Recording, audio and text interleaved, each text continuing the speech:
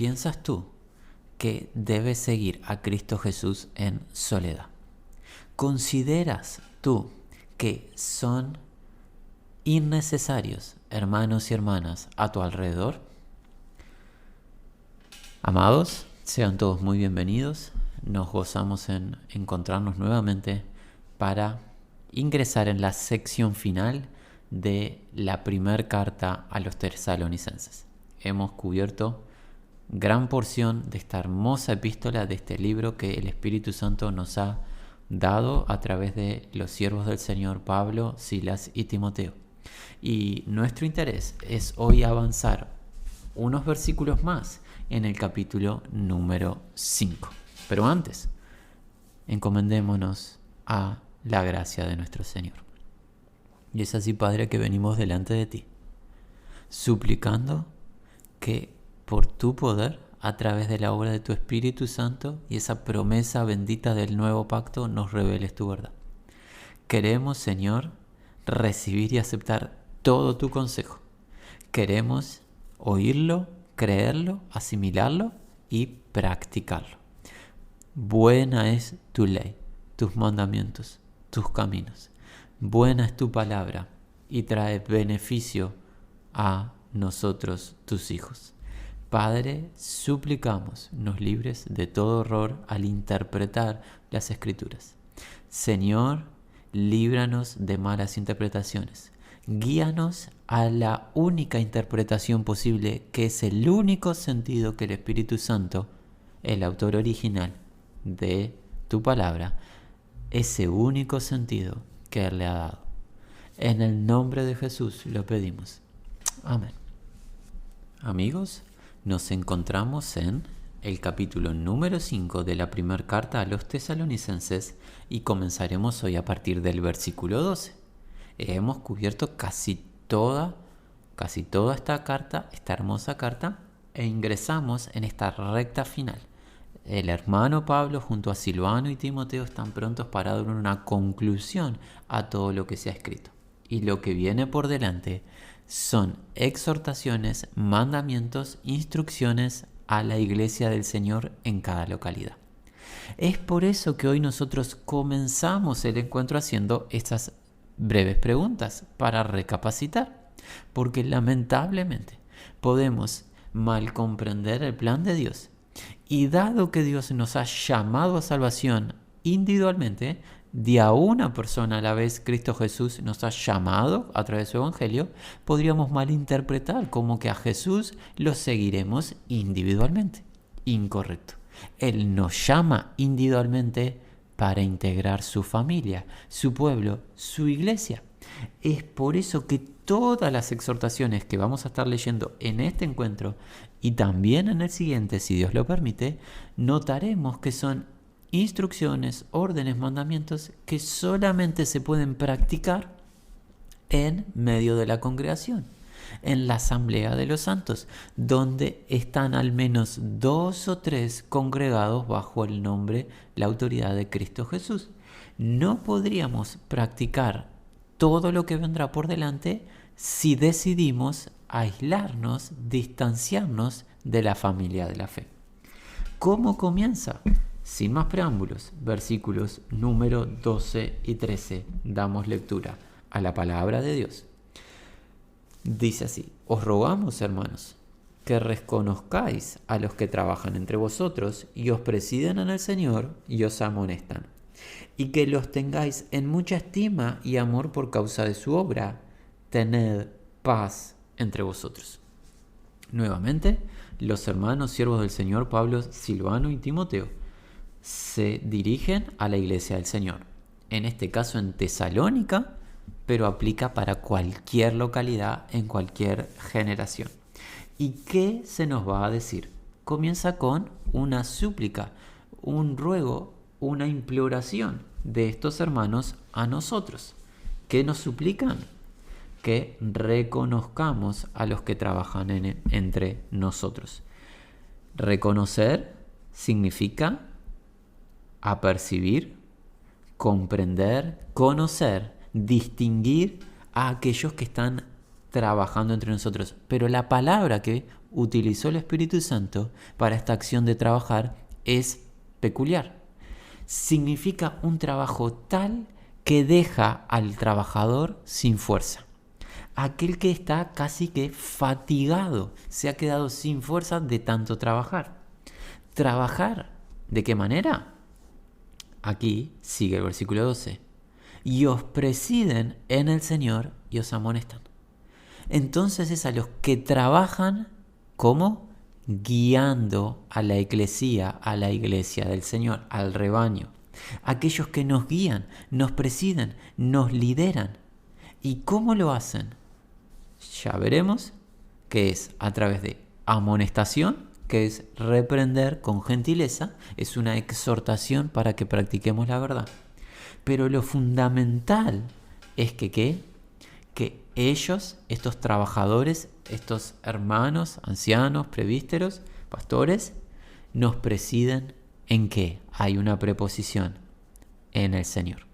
Y quisiéramos subrayar esto, porque puede existir la posibilidad de que individuos quieran presidirnos en base a sus propias ideas, preceptos, filosofías, lo que fuese.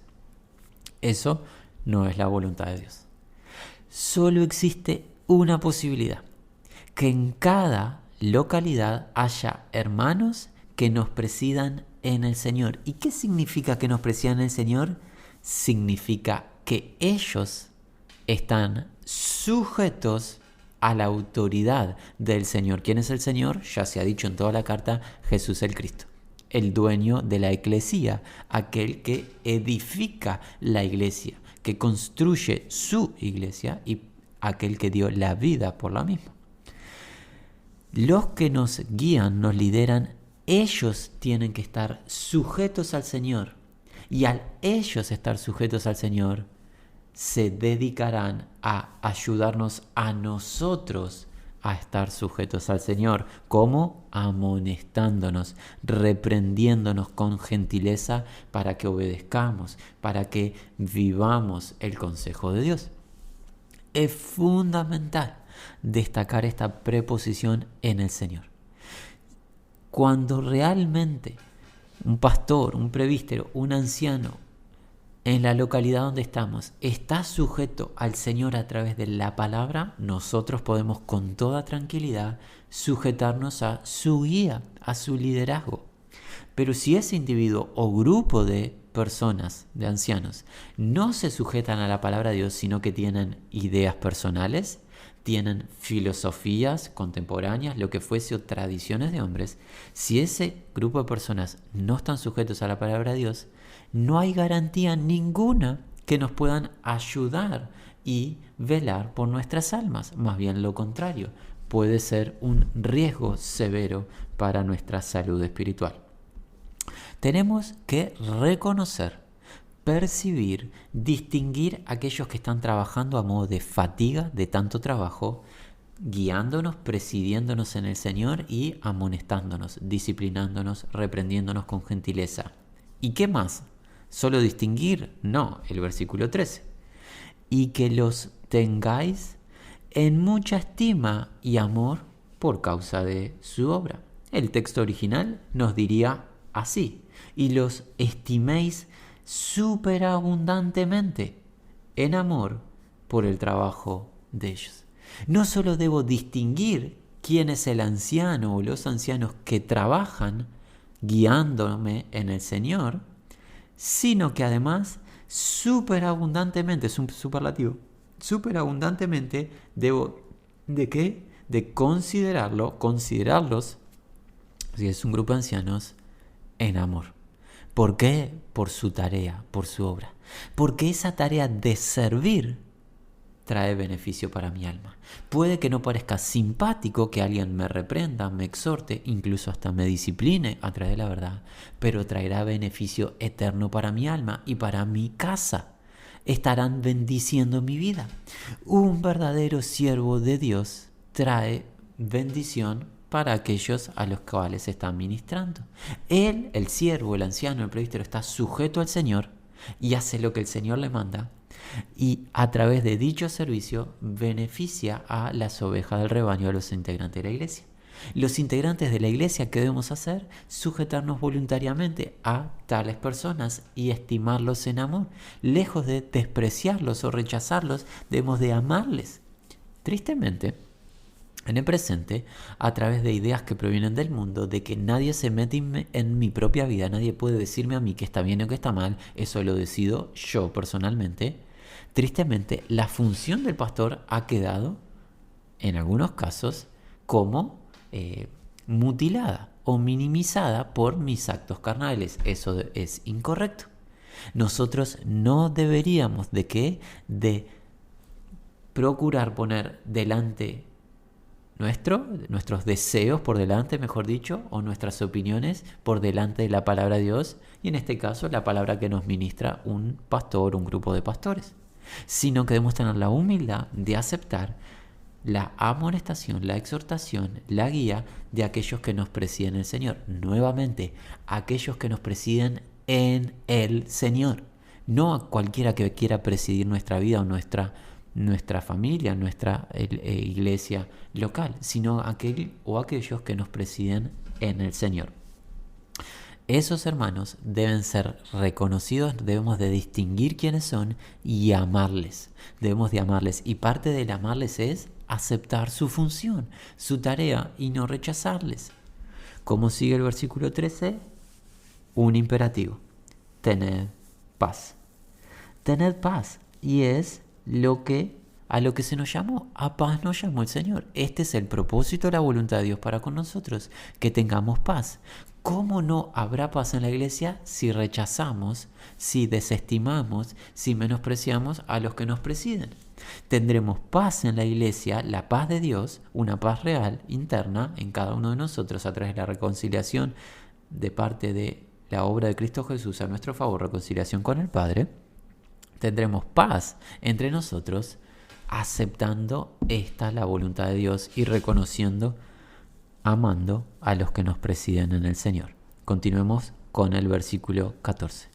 También os rogamos, hermanos, que amonestéis a los ociosos, que alentéis a los de poco ánimo, que sostengáis a los débiles, que seáis pacientes para con todos. Ahora os exhortamos, hermanos, mirad, os exhortamos, hermanos, ¿en qué? En amonestar. ¿Amonestar a quiénes? Y aquí la palabra que traduce, al menos la versión Reina Valera, que es la que estamos leyendo, no es totalmente abarcativa como la palabra original. Aquí en el texto se tradujo como amonestar, reprender a los ociosos. Pero la palabra original es más abarcativa. ¿A quiénes hay que reprender? A los insubordinados.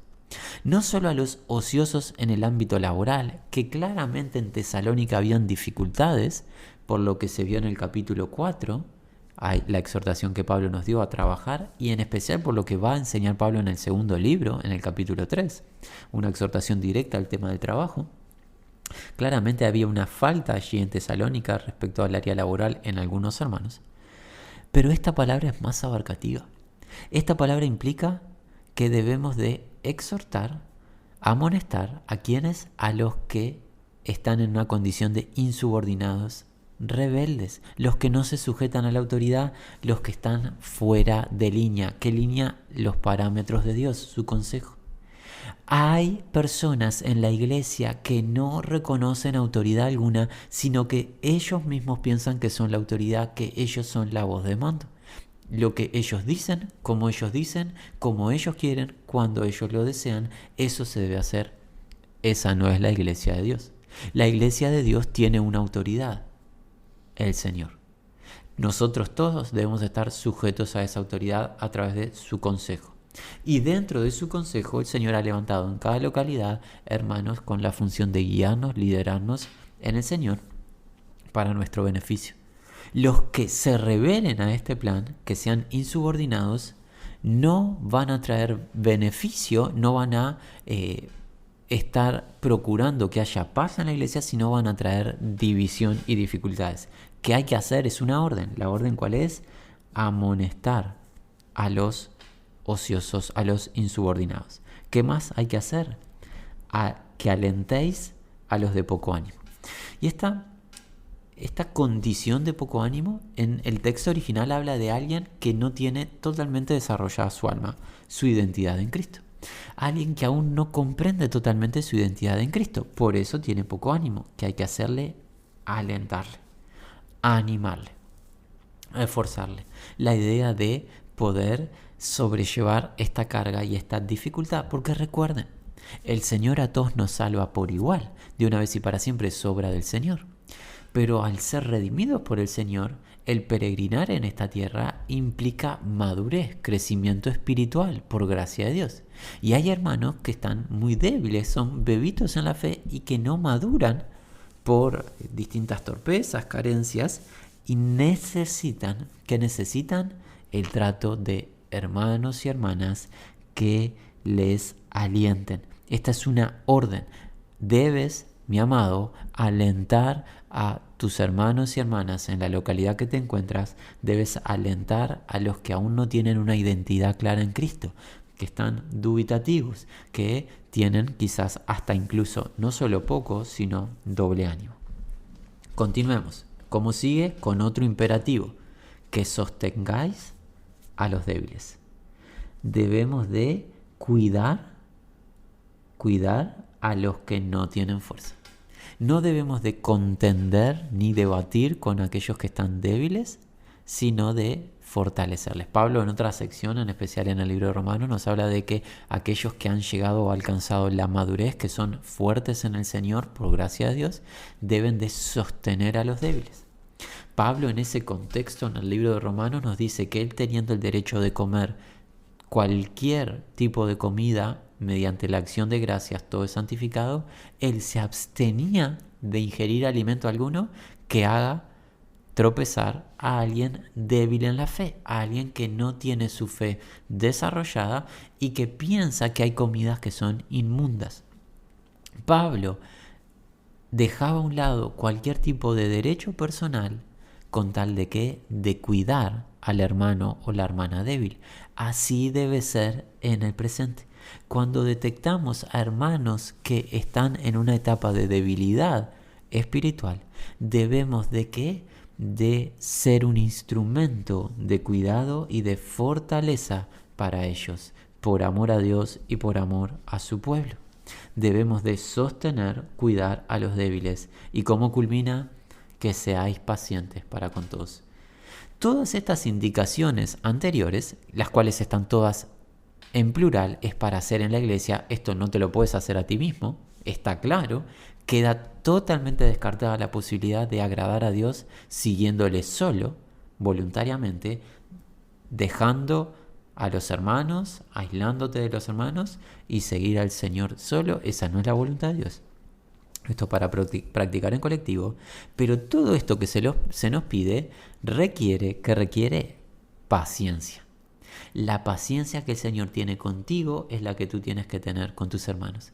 Porque si por gracia de Dios tú estás en un estado de madurez espiritual y tus hermanos están con carencias manifiestas, públicas, explícitas, tú tienes que tener paciencia con la expectativa y esperanza que el Señor va a producir y va a transformar estas debilidades y carencias en tus hermanos. Él las va a ir transformando día a día. Debes de tener paciencia. No quiere el Señor que nosotros digamos basta ya, no soporto más a este hermano o a esta hermana. Esa no es la voluntad del Señor, porque no es lo que el Señor hace con nosotros. El Señor no nos dice no les soporto más, sino que nos sigue soportando en nuestras muchas debilidades. Versículo 15. Otro imperativo: mirad que ninguno pague a otro mal por mal. Antes, seguid siempre lo bueno uno para con otros y para con todos. Otro imperativo, otra orden, otro mandamiento: mirad que ninguno malicia por malicia devuelva a nadie. ¿Sabes qué refuta este mandamiento? Esa supuesta idea de nadie debe ingresar a mi vida.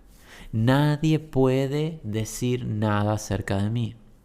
Esto contradice esa supuesta idea. Debemos en la iglesia, en cada localidad, estar atentos unos a otros, estar atentos a nuestras acciones. Por ejemplo, que no devolvamos malicia por malicia. Cuando vemos a un hermano hacer eso, debemos amonestarle, exhortarle. Debemos de vigilar, velar para que un hermano no caiga en este pecado de maltratar a alguien. Antes, contrario a devolver mal por mal, maltratar al otro, ¿qué debemos hacer? Seguir, perseguir siempre lo bueno, uno para con otros y para con todos. En el libro de Romanos, en el capítulo número 12, el apóstol Pablo nos enseña nuevamente en una sección paralela que el amor debe ser sin fingimiento, debemos de aborrecer lo malo y seguir lo bueno. Y aquí es muy importante aclarar algo. ¿Qué es lo malo y qué es lo bueno? A lo que debemos de rechazar por un lado, lo malo se rechaza y debemos perseguir lo bueno. No está dado a la libre interpretación. Lo bueno es el consejo de Dios. Todo lo que Dios aprueba en su palabra, eso es lo bueno. ¿Qué es lo malo? Todo lo que Dios desaprueba en su palabra. Lo malo debe ser rechazado, lo debemos aborrecer. Lo bueno lo debemos de perseguir y tenemos que mirar que lo hagamos nosotros personalmente, pero que nuestros hermanos estén en un mismo camino, que estén rechazando lo malo, en este caso maltratar a otros, y estén persiguiendo lo bueno, uno para con otros y para con todos. Versículo 16. Estad siempre gozosos. Y esta es una orden peculiar, porque se llama de parte del Espíritu Santo a través de Pablo a la iglesia en Tesalónica a estar regocijados, siempre, siempre gozosos, siempre celebrando al Señor en todo tiempo, sin omisión, sin interrupción. Y recordamos que esta iglesia estaba padeciendo dificultades, tribulaciones, y en el segundo libro se va a hacer mucho más claro y evidente, grande tribulación a modo de persecución estaba pasando la iglesia. ¿Cómo puede ser que una iglesia maltratada por el mundo esté siempre gozosa? El regocijo, el gozo, no es en base a circunstancias, es en el Señor. El Señor es bueno siempre. Él es perfecto siempre y en Él nos debemos de regocijar siempre. Siempre gozosos en el Señor. Siempre gozosos ¿en qué? En el contexto plural, gozosos celebrando la obra de Dios en cada uno de los hermanos. Gozosos en el obrar del Señor en su pueblo. Gozosos en que no pague el pueblo de Dios mal por mal, sino que prosiga lo bueno para con todos. Siempre debemos estar gozosos. Versículo 17. Una indicación muy pequeña en extensión, pero muy profunda. Orad sin interrupción, orad sin omisión, orad sin cesar. Debemos de orar constantemente, continuamente, por todos los temas. Y en el contexto de esta capítulo 5 de Tesalónica debemos orar unos por otros, porque este es un contexto colectivo. Orar por cada hermano y hermana. Alguien dirá, yo oro por todo el pueblo de Dios. Es verdad, es bueno orar por todo el pueblo de Dios, pero sabes, tú no conoces a todos los hermanos que hay presentes en la tierra. Somos muchos. En todas las localidades tú no conoces sus nombres, sus experiencias. ¿A quiénes conoces? A los hermanos y hermanas en la localidad donde tú estás. Tú conoces sus nombres, conoces sus rostros, conoces sus situaciones, las que te han contado, son manifiestas. Debes orar por ellos y por ellas, y ellos deben orar por ti. Debemos orar sin omisión. Cristo Jesús, nuestro Señor, Dios en esencia, encarnado, oraba constantemente al Padre. ¿Cómo no vas a orar tú? ¿Cómo no oraremos nosotros? Hay que orar en todo momento, por todo tema, porque es necesaria la intervención de Dios en todo. Sin la oración, nada podremos hacer de beneficio para el reino de Dios. Versículo 18, otro imperativo, otra orden. Dad gracias a Dios en todo, porque esta es la voluntad de Dios para con vosotros en Cristo Jesús. ¿Cuál es la orden? Muy sencilla, gratitud constante. Darle gracias a Dios en todas las cosas. ¿Por qué? Porque es la voluntad de Dios para con nosotros en Cristo, los que estamos unidos a Cristo, los integrantes de la iglesia. En el capítulo 4 nos dijo Pablo que la voluntad de Dios para nosotros es nuestra santificación, nuestra pureza, que nos apartemos de ¿qué? Inmoralidad, entiéndase, impureza sexual. Ahora también nos cuenta Pablo que la voluntad de Dios para nosotros en su llamado es que seamos agradecidos por algunas cosas, no, por todas. Y en el contexto colectivo, agradecidos por todos los hermanos. Como Pablo mismo, Silvano y Timoteo comienzan este libro en el capítulo 1, como ya lo habíamos visto en el versículo 3. Damos siempre gracias a Dios por todos vosotros. Lo que ellos hacían debemos hacer nosotros.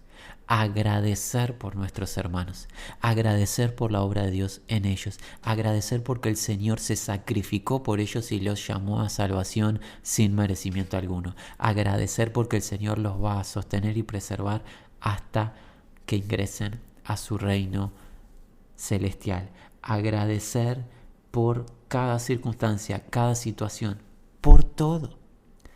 ¿Cuánto mejor es la gratitud que la queja? La queja es una obra perversa y dañina. Y lamentablemente, hermanos, ¿cuántas veces en la iglesia del Señor en vez de agradecer nos quejamos? Nos quejamos unos contra otros, hablamos mal uno de los otros, obras demoníacas, obras del mismo adversario, que su función es la de acusar, calumniar, hablar mal de los escogidos. Eso no debe estar en nuestra lengua. ¿Qué debe haber en nuestra lengua? Gratitud. ¿Por qué? Porque Dios quiere.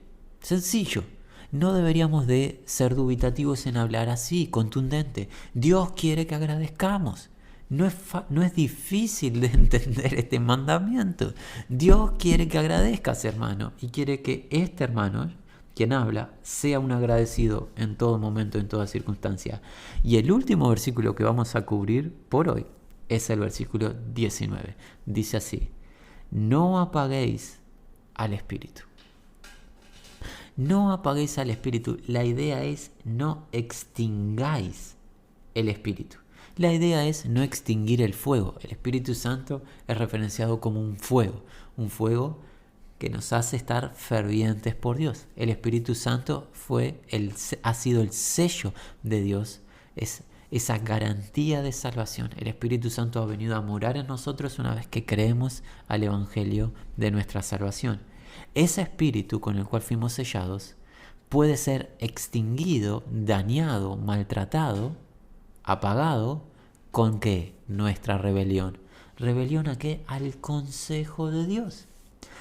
En este contexto inmediato, a todos los mandamientos que Pablo nos acaba de dar. Todos estos mandamientos son para practicarlos, no son simplemente para recitarlos o memorizarlos, sino que hay un deseo de parte de Dios. Dios, cuando manda algo, ¿qué está esperando? Que lo obedezcamos. Es bastante claro y lógico. Dios manda y quiere que sus hijos le obedezcan. Si nosotros rechazamos todos y cada uno de los mandamientos aquí en esta sección, pero en todo el consejo de Dios, el Espíritu Santo, quien inspiró estos mandamientos, se va a contristar y vamos a estarle dañando, extinguiendo. Y una vez que el Espíritu Santo es extinguido, no vamos a tener el gozo, no vamos a tener la paz, no vamos a poder accionar con bendición a nadie, no vamos a traer ningún beneficio para el reino. No significa que perdemos nuestra salvación, lo cual no puede suceder en los verdaderos hijos de Dios. No significa que el Espíritu Santo se irá de nuestra presencia. En el nuevo pacto el Espíritu Santo viene a morar con nosotros para siempre, en nosotros por la fe.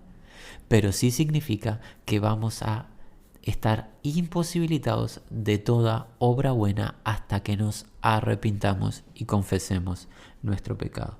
Al ser el Espíritu Santo contristado, desaparecerá el gozo, desaparecerá la paz, desaparecerá todo el disfrute de esta bendición que tenemos de estar en comunión con Dios. ¿Qué hemos visto, hermanos? Hemos visto que la voluntad de Dios al redimirnos es que estemos en medio de su pueblo. Y en medio de su pueblo seamos instrumentos de bendición practicando todo este consejo. Nuestro anhelo, amados, es que crezcamos como niños sencillos, humildes y obedientes a la palabra de Dios. Mientras tanto, en la expectativa de, en el siguiente encuentro, si Dios nos da vida, culminar este libro, tenemos un deseo: que la gracia y paz del Señor Jesucristo sea con todos los que aman su nombre.